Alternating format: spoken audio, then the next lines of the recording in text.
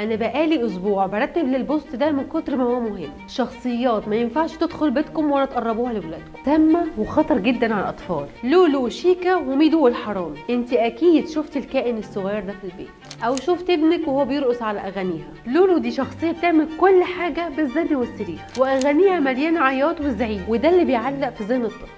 لا، وبتعمل حاجات المفروض ما يعملهاش الاطفال، او تتصدى للاطفال اصلا، زي النوم الكتير، او بتبص لصاحبتها بصات بقرف كده. ومش بس كده، دول بيخلوا الاطفال يتعودوا على السرقه، وعاملين شخصيات للموضوع ده، الحرامي وشيكا السراق. والغريب كمان ان هم بيخلوا الاطفال يحبوا امهم وابوهم حب مشروط. اللي يعمل لي او يجيب لي هدايا ولعب اكتر احبه اكتر. من الاخر كده شغل عشان تعال. ويا سلام لو في اخوات، دول عاملين اغنيه ليكا اختي الغيوره اللي مليانه نظرات حقد وعداوه بين الاولاد. المفردات الغربيه واللغه المختلفه عن بيئتنا بتعمل تشوش للاطفال. بلاش لولو وشيكا وميدو والحرامي، هويتنا المصريه واغانينا للاطفال ما اثرتش في حاجه، حافظه لعيالكم.